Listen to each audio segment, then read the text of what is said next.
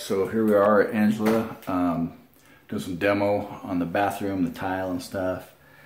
This is actually a good opportunity to show you what not to do, especially deconstructing some mistakes with any kind of construction work.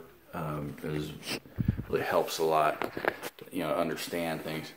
But without that water barrier here, you can see there was so much water. You can see that right there. There's so much water coming in, intrusion here. There's actually rivulets going down. There's a lot of water damage. The stripes going down where water has actually been running down, not just a drip. It's been running pretty heavy. There's some mold, a lot of mold in here. Anyway, so I busted all this out on the back to release the lip on the tub. I put a board down first so that all of the tile breaking out of here wouldn't wouldn't damage the tub, because I plan on using it again. And then pulled it out. They had some underneath here. They had some these little stands they built and put underneath there, which didn't make a lot of sense. I mean, they could have done the plumbing. This has a crawl space. They could have done the plumbing underneath. They raised it up so they could have their P-trap, the shoe for the drain, all the plumbing would fit underneath the tub. But if they could have crawled underneath there and done all this stuff underneath and had this thing set on the floor. Anyway, they had this, so they built these stands, and they had, because the tubs that drains at an angle, they had to cut these pieces, rip these pieces of 2x4 at an angle, and glue them to the bottom. I guess they must have reached under there and slid them under there and glued them in. This is absolutely not the right thing to do. I mean, it probably worked. And honestly, this probably would have, if they would have used a water barrier behind here, that would have been, everything would have been fine, other than maybe the plumbing going to the floor also. But a lot easier than going through all that trouble, that cutting those and the stands and all that stuff is, well, for one, put it on the floor. But if they'd have had, even on top of those stands, a piece of 3/4 plywood, and then put balls of mortar in the corners, like right in here, here, and maybe 3 or 4 of them in here, probably 2-3 inches high.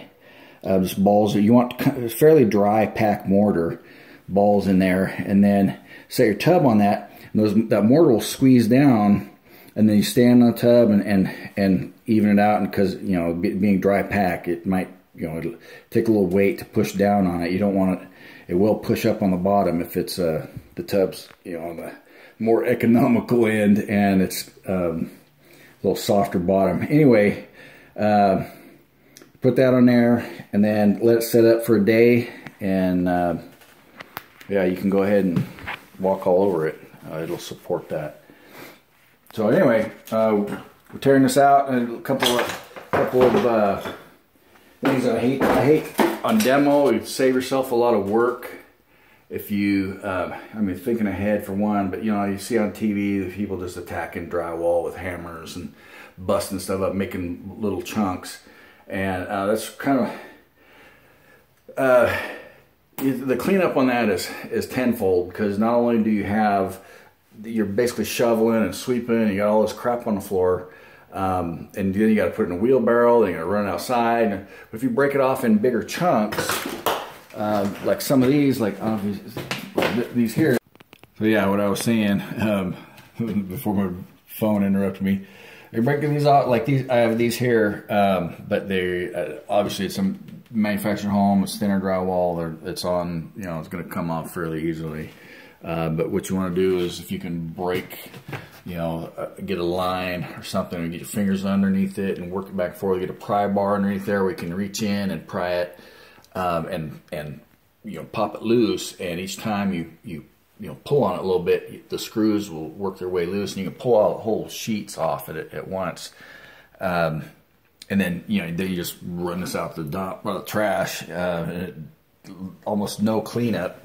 And then also, you know, you're going to have, you want your studs to be clean when you put your new drywall in there. And if you have, you know, you break it off with a hammer, you're going to have all chunks all over your drywall. There's going to be pieces and paper and crap all over. These are dirty because manufactured home, they glue the drywall on.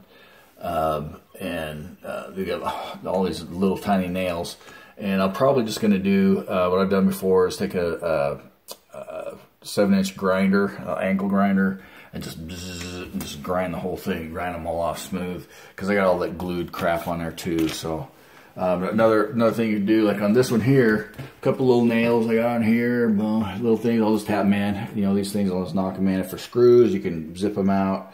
Or break them off. Sometimes if the heads are bad, the drywall screws they're hardened, so they're fairly brittle. You hit it once, you know, knock it down, and knock it back up, and it'll snap right off.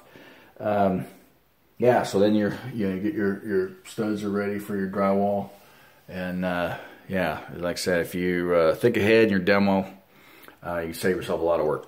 Anyway.